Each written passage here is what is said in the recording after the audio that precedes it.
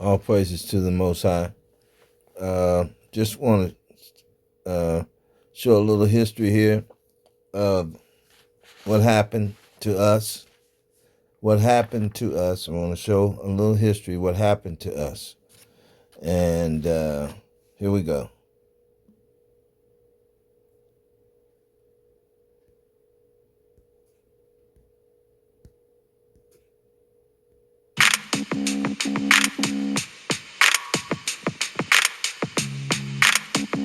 Can kids change the world? It all started with a trip. The year was 1958. A little girl named Ayana Najuma was 7 years old. She and 19 other kids went on a trip far from their home in Oklahoma. They went up north to New York City. In New York, the kids noticed something. White people and African American people could use the same water fountains. They could eat in the same restaurants. They could even sleep next door to each other in hotels. That may not sound strange to you, but it was strange to Ayana and her friends. They were African American kids from the South. At that time, the southern part of our country was segregated. That means that African American people and white people were kept apart. In Oklahoma City, where the kids lived, water fountains had signs that said whites only. African American kids and white kids couldn't go to school together. They couldn't eat in the same restaurants. The kids were amazed at how different New York City was from the South. When they got back to Oklahoma, they said, "Why do we have to live this way?" They knew the way their community was set up was wrong. White people had more rights than African American people. The kids made a plan to fix things. But would it work? The kids decided to get the restaurants to change so that African American people were allowed to eat in them. It could be dangerous to try to do that. Many people would be angry, but the kids were brave. They planned a sit-in. At a sit-in, you sit in a restaurant and ask to be served. You don't leave until you are served. It's a peaceful way to change something that is unfair. All right. All praises to the Most High. We just want to read something here out of the good book, out of the Bible, what we say we believe in. What was wrong with that? I'm going to ask some questions. What was wrong with that video? Well, there's several things was wrong with it. I'm going to read these scriptures first. Let me read these scriptures first. Let me set them up. So I'm going to be reading out of the book of Hosea. Hosea 1 and 10, verse 10. Now, Hosea was revealing the prophecy. He was revealing the prophecy that he saw concerning his people in the last days. This is verse 10. It explained the condition of the people and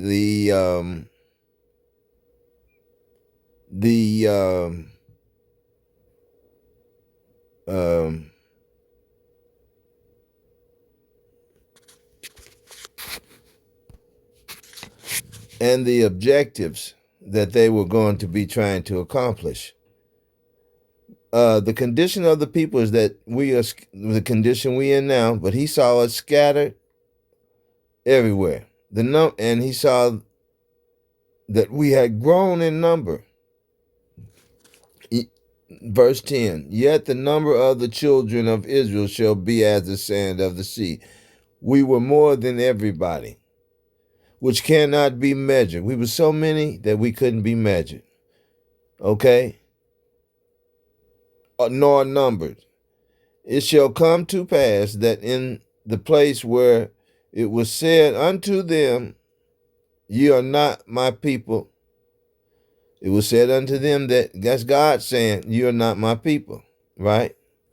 That's what it's saying. That's what it's saying there. God is saying, ye are not my people, right? That's what he said. He said, you're not my people. The Israelites, you're not my people anymore. Because you have turned from me and start worshiping false gods in America, scattered about the four corners of the earth. You don't know who you are, so how could you be my people? You don't even know you're my people. So you broke your covenant. You broke your agreement with God. That's what we have done because we start worshiping the nations. And we saw that happening here. We saw what was happening. We were separated from them. When he took us out of slavery, when he took the chains off our necks, we were destroyed. But yet we were separate. We were on our way. We were supposed to be on our way back to him. We were still separated from the other nations. Right?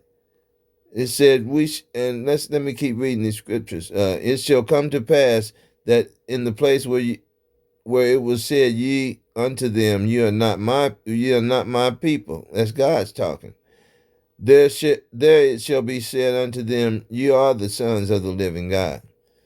Somebody else is saying that, right? Somebody else is saying that. God is saying that to us, but somebody else is recognizing it too. Right? Then shall the children of Judah and the children of Israel be gathered together. That's God working. That's God working with the enemies to put us back together. God working with the enemies of ours to put us back together, right? Then shall the children of Judah and the children of Israel be gathered together. That's the Most High God, the angels, and the earth, and the truth, and the wicked working against us, but it's going to gather us. It's going to force us to gather together by the plan of God, together, and appoint themselves one head.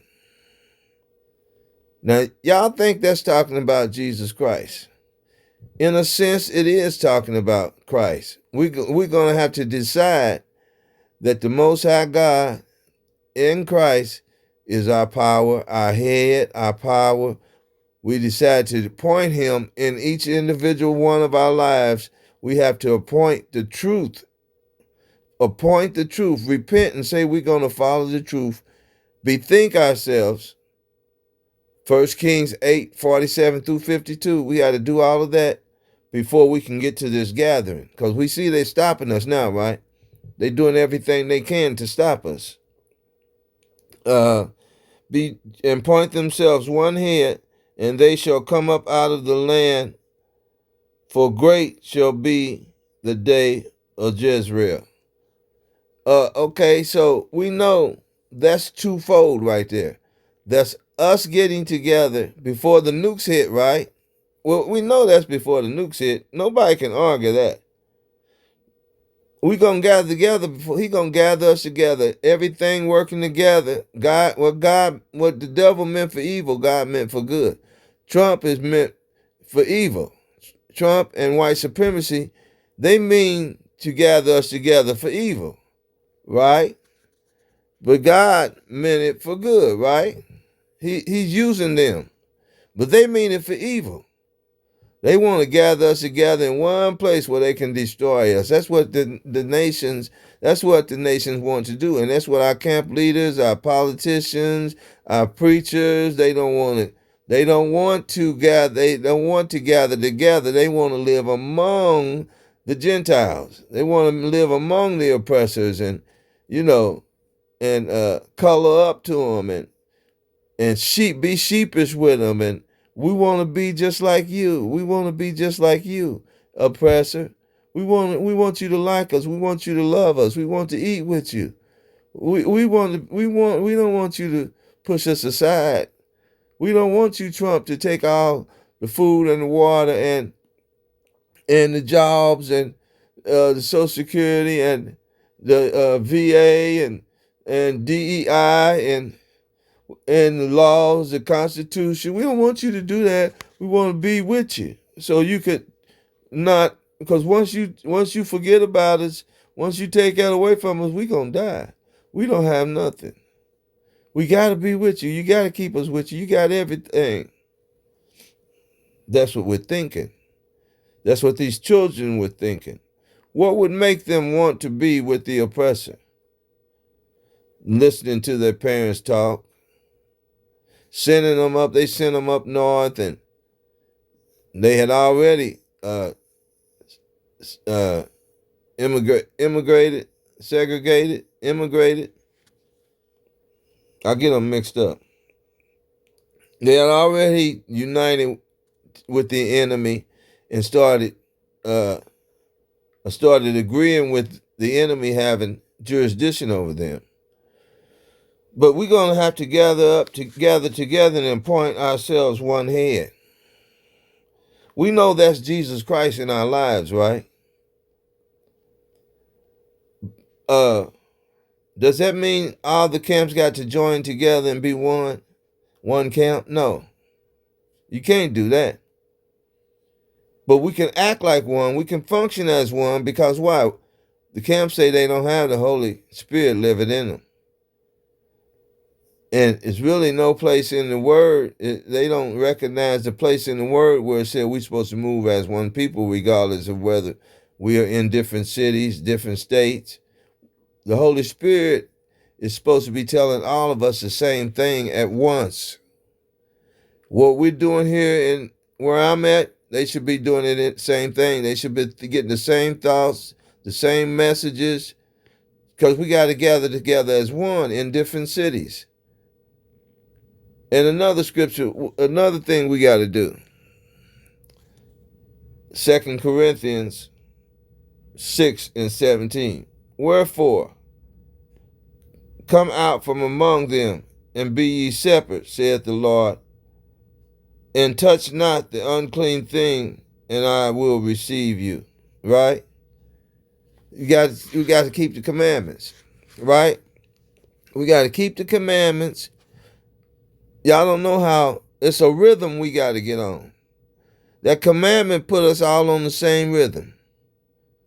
And no confusion. They got us off balance and off rhythm now. The Sabbath, the commandments, puts us all on one accord wherever we are. We should be connected. You remember some of the movies that they make about aliens. Let's say what was that one with Will Smith in it? And how all the alien ships were connected, they were connected telepathically. The Holy Spirit is in all of us at the same time. And with the Most High and with Jesus, Yahushua. We are telepathically, telepathic, that's like, is that like moving? Yeah, moving all at the same time. But we are intellectually, we should be intellectually, and our thoughts we receiving the same message from the Holy Spirit. The Bible said you have an unction from the Holy Ghost and you know all things. The Holy Spirit has got one message going out right now. Keep the commandments and gather together as a people. Now we get our individual messages to live our daily life and move. In Him we live, move, and have our being. Right? But we should be coming out from them. And not the unclean thing is them. We shouldn't touch them. We shouldn't touch them. We should look at them like they are filthy rags. In our minds, we don't have to go out and tell them and kiss my boot and all of that. That's poking the bear. But in our minds, we should stay so far away from them that they'll get the message like, okay, those people are separate from us. They're separating themselves from us. I got a couple more things I want to read to you. Y'all get the message. In order to do that, what we have to do, we have to look at ourselves as a nation. Separate from them, we have to think and look at ourselves as a nation and start functioning as a nation and not an organization with a 501c3. We got to get rid of all them people that's doing that. Because I know why they did it. They didn't want to pay taxes on all that money they was about to collect. So they got that 501c3 and said, we a church. We the Muslims. We're an organization. IUIC, ISUPK, and such and such and such. You know, it's all right to name yourself and get a title for your brand. But you don't make no contracts with the enemy to save money. If you want to use their money, you know, they could have taxed you and God still would have gave you so much money. He still would have let you have enough money to do his work. As a matter of fact, didn't he tell Peter, didn't Jesus, the Yahweh Shah told Peter to pay his taxes? Y'all don't want to pay taxes. Y'all ain't doing what Christ told you to do, get that 501c3. Ask your leaders, why did they get that 501c3 when Christ told Peter and them to give Caesar what's his? Okay? Why? Render unto Caesar what is Caesar, but still come out from among them. You're going to use his money. You got to use his money to buy stuff. That's fine. But pay the taxes so you won't get caught up in some sick contract with him. They're obligated not to do what I'm about to show you. We're going to have to do in order to gather up amongst these heathens. We got to be serious about this, and we got to do. First thing we got to do is we got to denounce Christianity. Because Christianity is a political identity. And if you claiming their religion, then you are claiming to understand their laws. You understand do you understand the law we're bringing to you? Yes, sir, I understand. No, I don't understand your laws. I don't stand under your laws. I stand under God's law. I understand God's law. I don't understand your laws because your laws, America, United States, your laws are against God's laws, and we don't understand why you would do that. Be against God and call yourself a Christian, call yourself a God-fearing people. But you make laws and put his people in captivity and you claim to be religious. We don't understand your laws. We understand God's laws, which is entirely different. Read the Wisdom of Solomon, chapter 2, and you'll see where I'm coming from. It's all through the Bible. I'm not a Christian. My name is not, I don't have a Christian name. I'm not a Christian. And the next thing you got to do in order to become a nation, you got to name who you are. I am a Jew or an Israelite. I am a Jew or an Israelite from the nation of Israel. Jacob is my forefather. And you might say, I'm from the tribe of Judah. I don't know where I'm from, but I know I'm an Israelite. I'm not Negro, black, and colored. And then you got to be willing, once you do that, once you come back as a nation, everybody gather up under their own identity. That's gathering you got to get your identity first. You got to declare it. You have to declare. That's why a lot of people change their names. That's why the Moors said we need to change our names, right? Change your name so they'll know you're not a part of the corporation. You don't have those Christians' name. You don't have that Christian name, that government name no more. You change your name, proving you're denouncing their government. A lot of people got scared. They said, I don't want to do that because I won't be able to get them government benefits anymore. Their government benefits. That's doubting God. That's no faith in God, but that's where they had us at though. So really ain't much I can say about that. That's where they had us at mentally. And so then you got to understand something about our relationship between us and them. Between this nation, United States nation, they had a covenant with us. When they came over here, we had our own government. The Moors, the Jews, and the Israelites, the Northern Kingdom, Southern Kingdom, had united. It was 5 black presidents before George Washington. He chopped down the cherry tree, meaning he overthrew the Moorish government, right? Okay? So you got to understand the first line of defense for them is their police department. That's what they use first. That's what they use first and foremost to keep us as slaves, the slave catchers. They violate their oath whenever they come and police us. The police, I'm gonna tell you why, because this is it. This is the way their government is set up. The police took an oath to secure my inalienable, and unalienable constitutional rights. Right? Constitutional rights. Okay.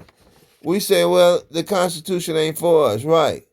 But our heritage is our laws and our human rights. Our heritage. We are human. We are Israelites. We have our own laws. This is our land. They are on visa over here. They are not sovereign in this land.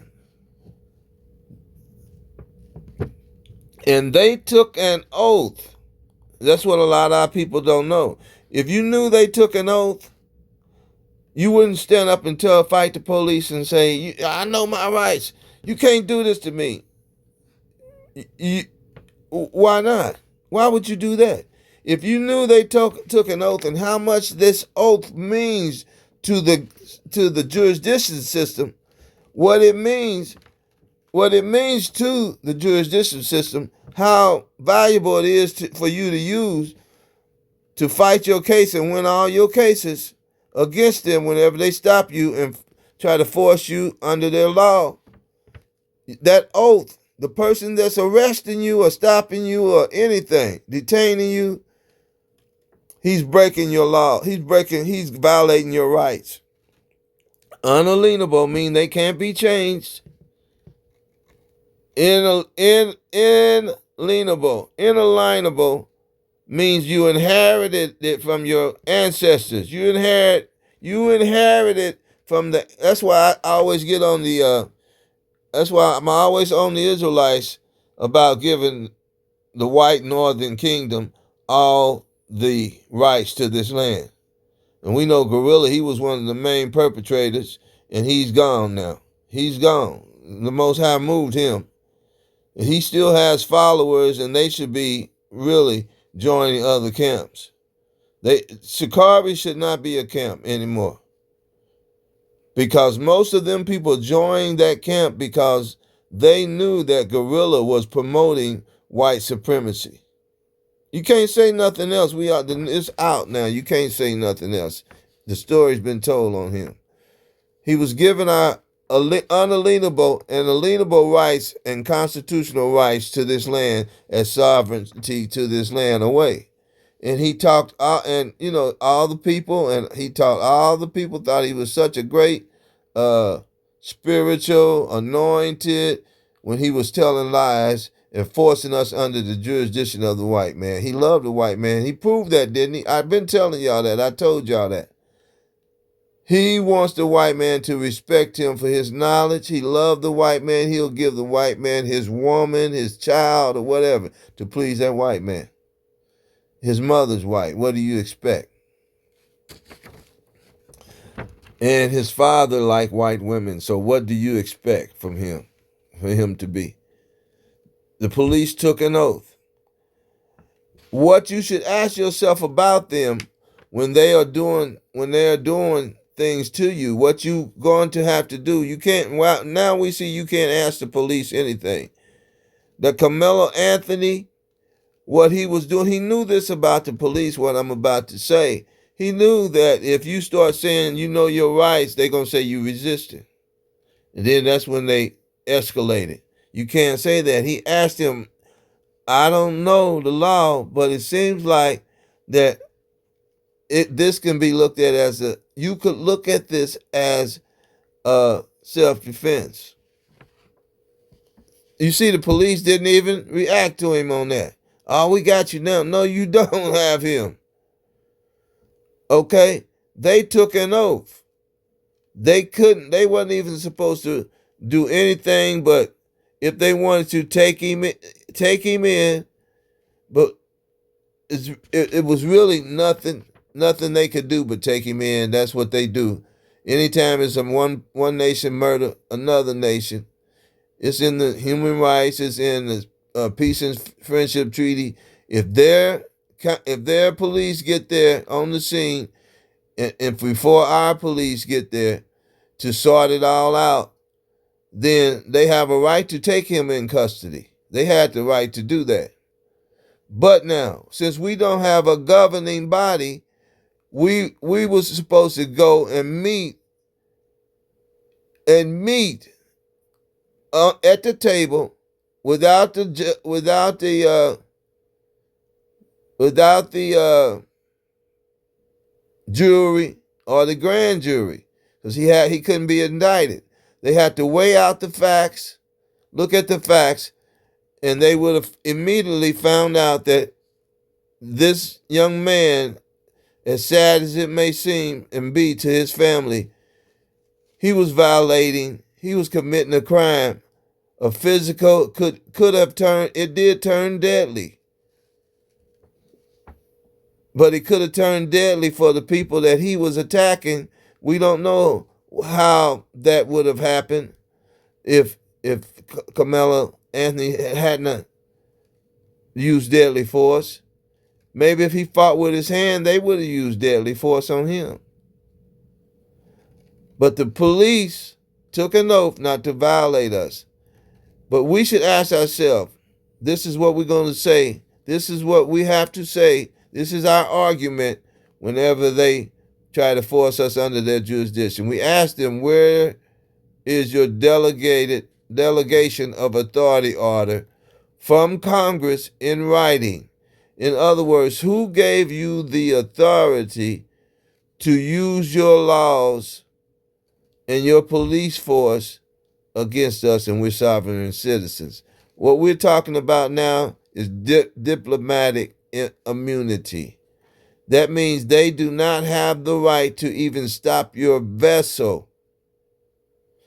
Now, you know what I mean? They don't have a right to stop your car. All the people, they stopped their cars and said, you doing something, you broke your tail light broke, or get out and let me search, and you're not compliant. All those people were killed, and the police that they killed, they stopped and killed unarmed men and women. The police were committing a crime against sovereign citizens.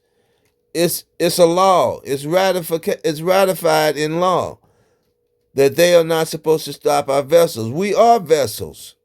They're not supposed to stop us walking, riding in the car. We are the vessels. No, we call the cars and the trucks and bicycles the vessels, but we are the vessels that they are not supposed to stop. Okay? They need a delegation of authority order from Congress. And that's what they wrote in their Constitution. Before they can come and stop us, they got to get a written order to come and stop us. That means their government, Congress, has talked to our government officials and said, okay, if you find him, stop him and bring him to the table, because he's basically breaking our treaties, and he's causing us to live he's causing confusion between the two nations living here on the land. So we always got to get our criminals up, but we take our criminals in our court. They have no jurisdiction to try us in any of their appellate courts or small courts. They have to come to they have to be brought to our common law court, district court, federal court. The state can't prosecute you for breaking state law. No judge, no city judge is supposed to prosecute a sovereign citizen, us. The Israelites, the people that was here first, they can't prosecute us if we commit a crime, if we break one of their laws. The only thing they can hold us and capture and take us in custody for is when we commit violent harm, bodily harm to one of their citizens. And even if they see us hurting each other, they can step in and do us a service and stop it and detain the criminal. They can step in. We give them permission. If they're good treaty keepers, I'm not going to hold you much longer. I'm going to read these and try to go through them. They need a written order from Congress to stop us, to do any kind of legal apprehension or any kind of legal anything to us. And then it says you need that written or your affidavit of facts. Look that up, affidavit of facts. In other words, you have a person that has sworn an affidavit, written affidavit out on you, a written affidavit, and made a claim that you harmed them. Not the state laws. Their laws don't apply to us, except for, the traffic laws and stuff. Keep everybody safe. We all agree to that law, the sovereign citizens and their citizens, because we don't want, chaos in the streets as we travel. So they need an affidavit of facts. It means they have to have somebody that swore a testimony and wrote it down and said, and they get a warrant. We give them permission to stop you. And, it's already unspoken. It's spoken, but we don't have to, every time they see a criminal, somebody swear out a complaint against one of our citizens, they have the right to go get that citizen and then call us and we'll figure it out. We'll all look at the evidence and figure it out. And then if it's any punishment to be dealt out, it will be by us in our court. We are the sovereign to this land. Any of our citizens is punished in our court, and they have to punish their citizens that break a violation in their court. And if we don't think they're punishing them enough and giving them the time, then we will arrest them and try them with our court. That's just a common courtesy. We give them first the opportunity to give us justice by their own hands when it comes to their citizens. But if they don't, then we have the right as sovereign citizens to try them and punish them in our courts, even to deport them. You see how Trump deported the people? He deported his people. He didn't deport Israelites. He deported his people. He know those are Edomites, bastard children that he deported. Y'all got to get up on this, man. It don't take long to learn this, man. It just come to you. Because all of this is in Bible scriptures, what I'm showing you. I'm going to show you the scriptures one day. It's going to be one of my next videos. I'll sit down at the desktop and pull it up for you, the scriptures to all of this. And then you tell them that they are acting outside of their constitutional fold of government. You can't tell the police that. You got to save that for your court. When you go before that judge and he try to say we got these charges here for you, then he's acting outside of his constitutional fold of government. Because he know we're sovereign citizens, and that local court can't even bring us charges. That's when you challenge their jurisdiction, when they trying to say they got charges. You said, no, you're acting outside of your constitutional fold of government, and we have to challenge your jurisdiction. And the court cannot move forward with anything once you do that. The local courts, the appellate courts, the small courts, they have to, they're going to have to show you where they get the authority, the written authority to prosecute you without your grand jury. You pick the grand jury of your peers. They are not our peers. They are of another nation. Our nation has to go and sit in and hear those charges. Our grand jury that we pick has to hear those charges and see if they measure up with our treaties that we have with them. Human rights. We are human. We have rights, the same rights as they have. Tell them that they're acting outside their constitution fold of government. Piracy. It's called piracy. When they take you into their custody, it's called kidnapping. Unless they have that affidavit and testimony. And then the first thing they got to do is contact our government, contact our representatives, and show them the evidence and release you into our custody. And you're gonna go. If you're guilty, you're going to jail, and we'll settle it. They can sit there and assist us. They can come to our court and watch us prosecute you and give you your time and try you and hear all the evidence. They can sit there and they can assist us. They can bring evidence. Okay? It's called piracy, custody. When they take you to custody, it's kidnapping.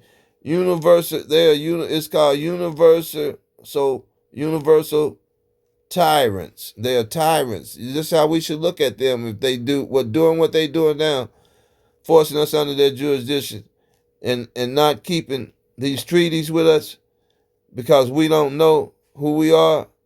They were supposed to tell us who we are. They know what happened. Their government and the people now that support white supremacy, they know what happened to us. They know in slavery we lost our identity and we don't know who we are. We don't even know what our rights are. And then law. This is law. No one shall be arbitrarily deprived of human rights or the rights to change the human rights. If something ain't right, a human as a government, if they're doing something that's not human rights, we can change it. Too many people in one jail cell. The people can go to our representatives and say, hey, that's not humane. That's not humane. They do that now. They do that. They do that right now for their people. And they have done it for jails and, so we see that's in law. That's law right now because they do it. They follow that when they want to.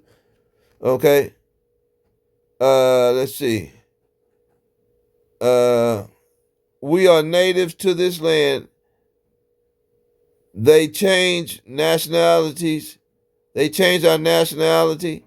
We can change it back at any time, whenever we choose to. We can change it back. I mean, you want to draw your Social Security and get that, we can get that money. But if they come and say, well, you draw Social Security, now you forced under our laws. No, we changed. We no longer want to be U.S. citizens. We don't want, we don't want if it means I got to give up my God-given rights, then my human rights, then I don't want your money, your Social Security. I don't want your job. And you still owe me money. You still got to give me my resources back. Read the indigenous rights of indigenous people. You still didn't give me my resources back. I need a house. I need land. I need to grow my own food. I need some chicken, some tractors. I need a car. You built that car with my steel.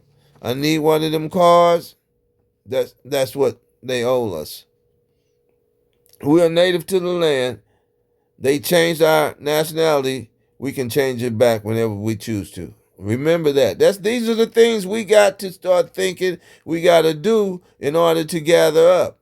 We can't do this. Is what we have to do to be a nation and be gathered together. You can't be a nation gathered together without stopping that political warfare that they got on us. We gotta fight the political warfare. Political and you got political warfare and what was the other one? Military warfare. We gonna have to address all of that. That political is spiritual. It's the way we think. That political warfare is how they beat us in the churches and slavery in this diner right here, in this diner that I'm showing you.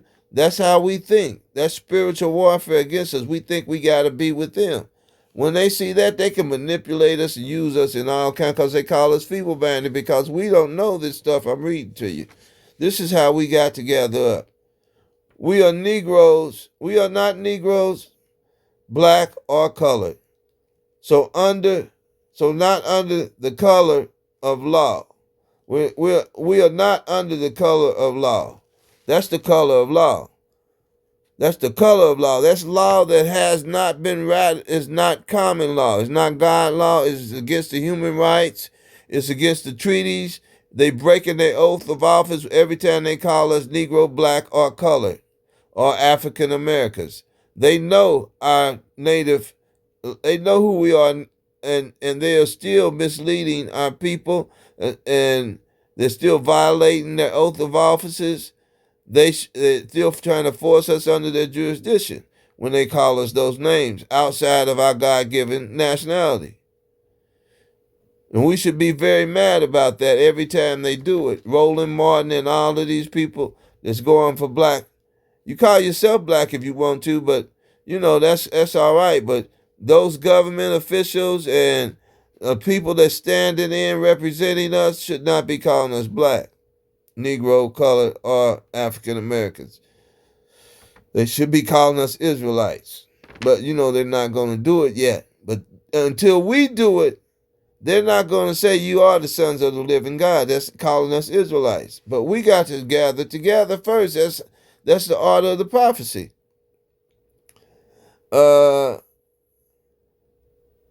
See, they are predisposed with color because they always use the term black and white. That keeps us not knowing our nationality. That's why they call themselves white. They call us black because black means you can't see a color. White means sovereignty, master over you, over the black. The white is master over the black. So they keep that in our faces so we won't even ask about our true identity. Never identify the person that by their nationality. They never identify you by your nationality. So we got to start doing that to make them respect us and do it. We know who we are. When we all come together and make a public appearance, change your names. You got to change your names. Put it on the record. Change your name to Israelites. Your surname is Israelite. Your surname is Israelite. You change your first name if you want to. The Bible said we would ascribe to the name of Yah. We ascribe. That means we're going to change our names. We got to do that. Mentally in our groups, we got to have different names. You might like your first name, but your last name is Israel.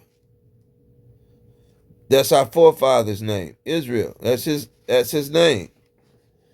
They're predisposed to the term black and white, never identify of us or themselves as their true nationality. They don't call themselves Edomites. Now the whole earth is under the power of the Edomites, the wicked. I don't care if you Chinese. They say you that's Moab. No, that's not Moab. That's Esau in the land of Moab. The Arabs, the people they point to as Arabs, See, they've set their own people up in lands and changed the names of the land, and they set them other people, their own people up, and they're not calling them Edomites, right? They're hiding their identity. If they call them Edomites, then we'll know that we are Jacob, because the Bible said Esau is the end of the world, the end of that was, and Jacob's beginning of that will be. We're the end. Then we're the beginning of the new world. The new world order will be with Jacob. Israelites back in power. It said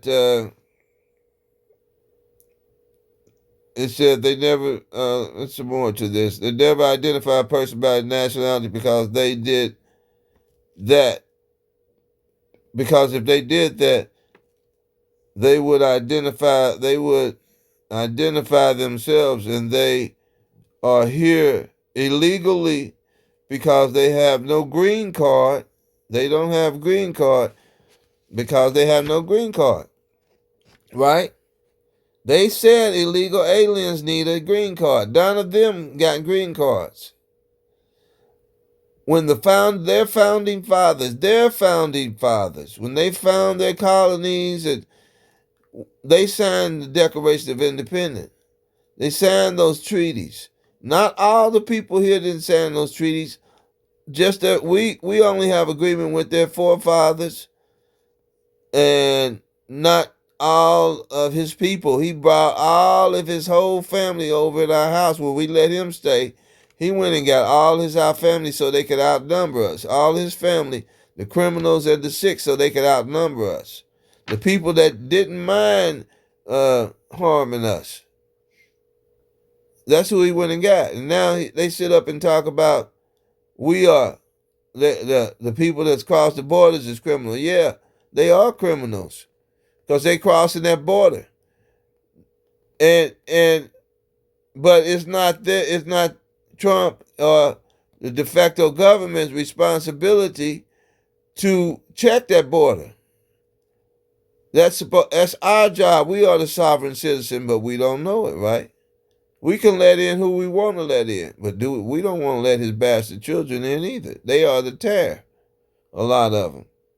It's still black people in all of those lands that they claiming to be the French, the Portuguese down in South America, the Spanish, Latino community, those white people that they showing you.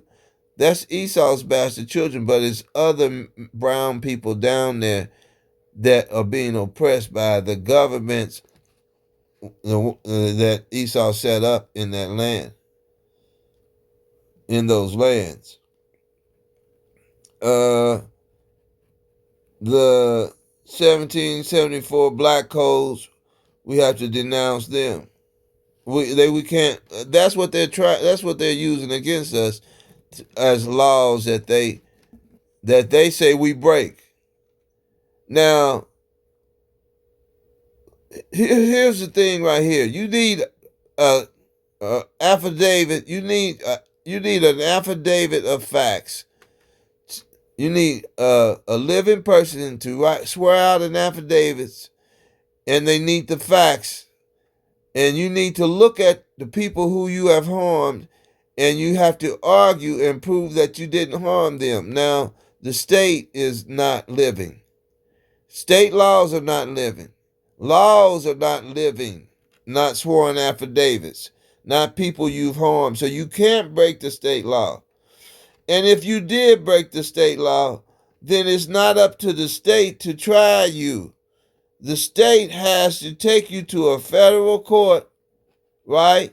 They have to take you to a federal court, and the federal court has to listen to your argument, and they have to listen to the state argument. You need a neutral person, common law. The state cannot make laws, for one, and force you to, so they'll lose every time. In a federal court, if the state try to say you violated them, then they need a contract before they can even say you violated them, because they are not humans. They need a sworn affidavit or a contract to say you violated the contract, and that would be civil court. States cannot take you to court for breaking, take you to criminal courts. The state can't. They got to prove that you harmed a human. If you broke, only thing way they can get you in court is got to be civil. That means they had a contract with you and you violated it.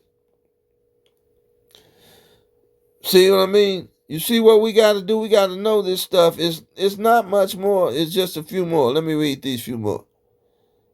White police are not nationalized citizens. White police are not nationalized citizens. They come from Europe.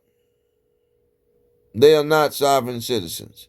They come from the Caucasus Mountains. And they went and they made their home in Europe with Japhet. Basically, they became Japhet's watchdogs. And another thing, they violate their oath of office when they police you. So that reduced them to not even citizens, but foreigners without green cards. And they are citizens, and they might be citizens of their people, of their government now, you know. And then it would be left up to their government. When they violate us, we can tell their government to deport them or lock them in jail for 10 years. Is the lightest charge they get for violating our oath of office, their oath of office, and violating our constitutional rights. It comes with a stiff 10-year penalty, fines, or either deportation. All the Europeans that break our laws and violate us, they are to be deported. You can't be in somebody's house and just keep harming them and think they don't have the right to put you out. Okay, so white police are not national citizens because they're not sovereign. And when they violate us and keep doing it and go to one police force to another and keep doing it, they need to be, and it can be a death. When they kill somebody, they're supposed to face the death penalty. When they kill innocent people, unarmed people, those police are supposed to face death penalties. Or the United States has broken their treaty with us. If they let them people continue to stand over here and violate them, and they violate us, and they support them in all their endeavors, transfer them to other police forces and in another city. No, those people are supposed to face that death penalty or either get out of this country as fast as they can and never to be seen here again. Okay.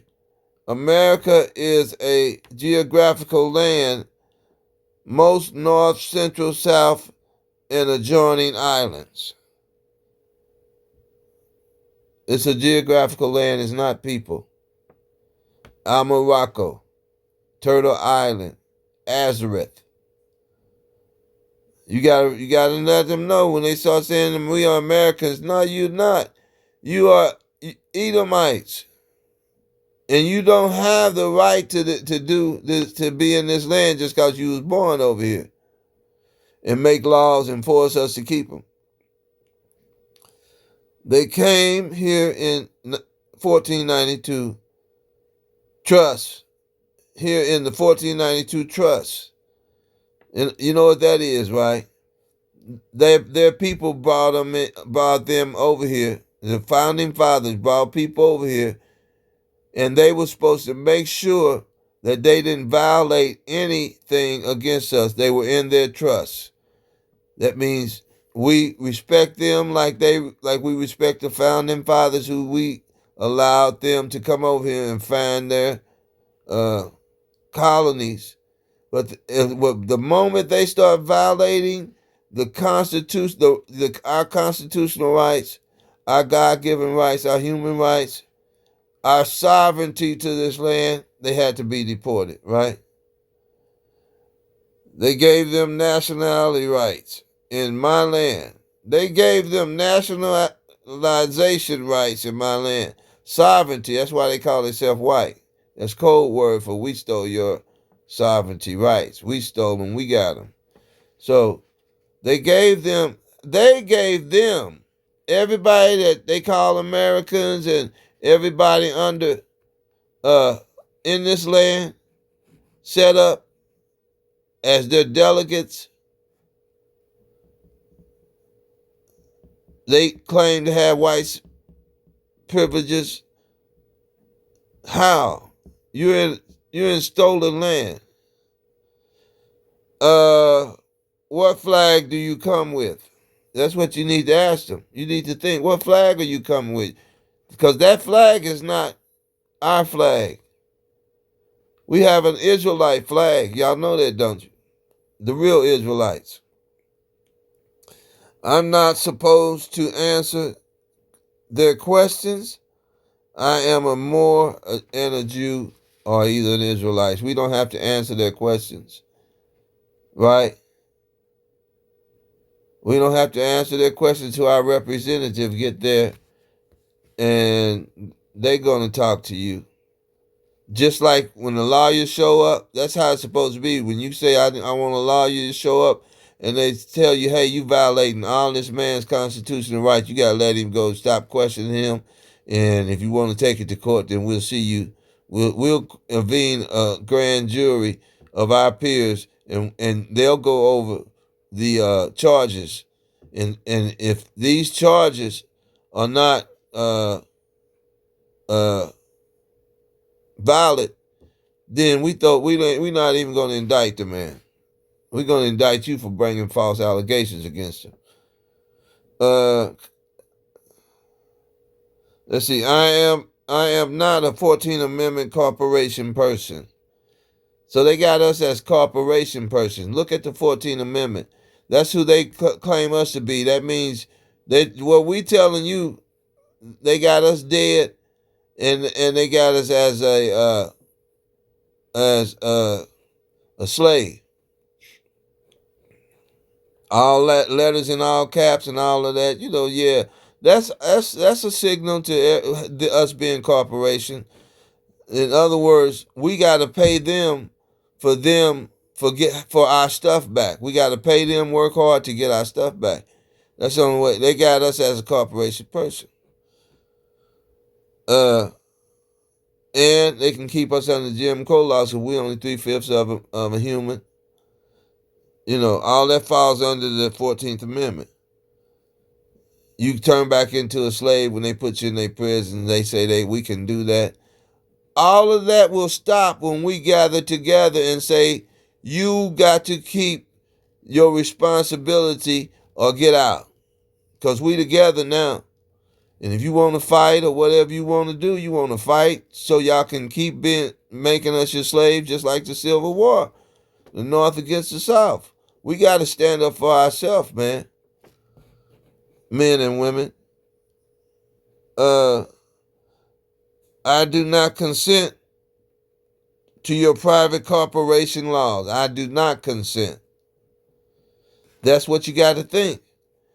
And the only way this is going to work is that we got to unite and enforce this and take our people back. When they violate these laws and say we got them in here, we got to go in there and bust them out of them jails, man. No matter who, all the perpetrators that's holding guns and stuff, we got to fight for our people back, man. It's just all it is to it. And once they see us gathered together, 1 million people outside them little jails, man, they'll turn our people loose, man. The Most High is working with us anyway, man. They ain't no match for God, man. We just got to stand up and trust Him and stop depending on these people, man. We out of slavery. You keep them laws, God ain't going to force you back in slavery. He done woke you up and told you to keep the laws and you back under the blessings, and now He going to force you back into slavery because they don't want to let you go. Y'all crazy, man. I do not consent to private corporation laws. You can't do anything to me. That's your argument in court. That's what the representatives is going to be arguing. You don't argue that with the police. You got all this stuff right here on your side, man. You see this big argument here? They cannot do anything. These are all your arguing points. Let them take you to court, to jail. Let them take you to jail. They ain't gonna get you to court because you're gonna challenge their jurisdiction based on all this evidence right here. And the last one, if they won't identify themselves, they gotta identify themselves. They can't see saying I'm white or I'm USA government and I'm American and I'm the police, IPD police. No, you gotta identify yourself, your nation. What flag are you coming with? What's your nation? Because you ain't America. You white. You came over here under the trust of the Declaration of Independence, your forefathers, the founding fathers. That's how you got over here, and you just stayed over here and started fighting and killing and taking everybody and doing nefarious kidnapping and all kind of shit, man. You're a tyrant. If you can't show your flag and show your green card, then you are a tyrant. We have to remove you.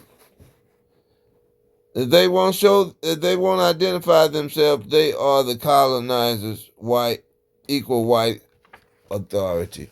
They are colonizers.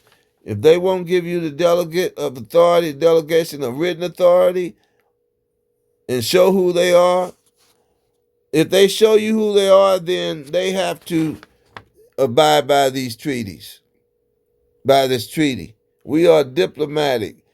They in our communities and everywhere, man. They run around acting like police.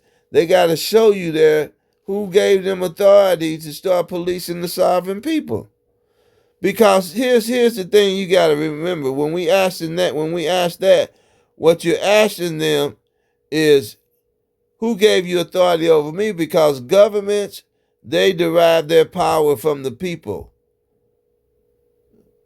That's why it was legal for those white people to go into the state house in Washington, D.C. Donald Trump sent them in there, and he pardoned them. And he should have, because they have a right to go in there and remove those people who claiming to have authority that they didn't get from the people. To have authority over the people and use the police and everything on the people when they claiming to be tyrant. They claiming to be just like they Putin. So Donald Trump said, okay, if y'all want to be like that, then y'all don't want the people. I sent the people in there to take their government, take y'all out of their government. If y'all want a tyrant, I'm going to be a tyrant. God is showing us something through this wicked devil, man, Donald Trump.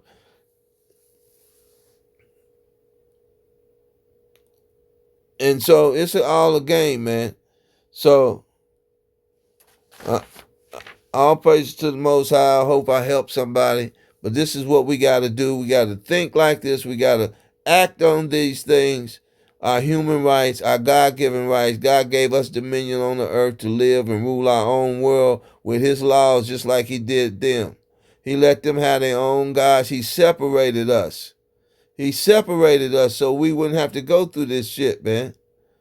And he did it again. And y'all said, well, the children decided they wanted to be with the white man. No, y'all sent them kids in there. And they got beat. And so Esau said, okay, y'all want to come on in here and be our slaves again? We're going to let you back in. Jim Crow laws, civil rights movement, and now look where we at for coming back and joining them. The Most High he said, okay, he gave us a reprobate mind. You want to go in there with the devil? You want them to rule you again? I just delivered you from slavery. You want to go back in there? That's what Kanye was saying. That's what Kanye West was saying. We chose slavery again. We was free. We wanted to get back with them. You think they going to get back and make you equal with them? No, you eat the crumbs from under their table right now. And that's why the Most High is letting Donald Trump do what he's doing. He's going to deliver us. But that's why I've been preaching these messages. That's why the Moors tried to teach you. Where the Moors went wrong at, they didn't incorporate the Most High Yahweh into their movement. They went the other way. They made themselves God and started worshiping the stars and stuff. So, yeah, you see they gone. You see they moved out the way. The last big leader they had was Rise of the Moors, Jamar. Yeah. he had that Constitution and all of that, and he understood that and the Peace and Friendship Treaty. He understood the do's and don'ts and what, their laws that they're breaking against us, but he kept worshiping Satan. So all praises to the Most High. You can go back and listen to this yourself. I'm not going to bore you anymore with this. Just pull it up and listen to it. They were totally wrong. They took us back into slavery. And we praising them for taking us back into slavery. These children and our ancestors. They wasn't much older than me. Well, I guess they were a lot older than me, 16, 20 years. But they took us back into slavery. The civil rights movement took us back into slavery. All praise to the Most High.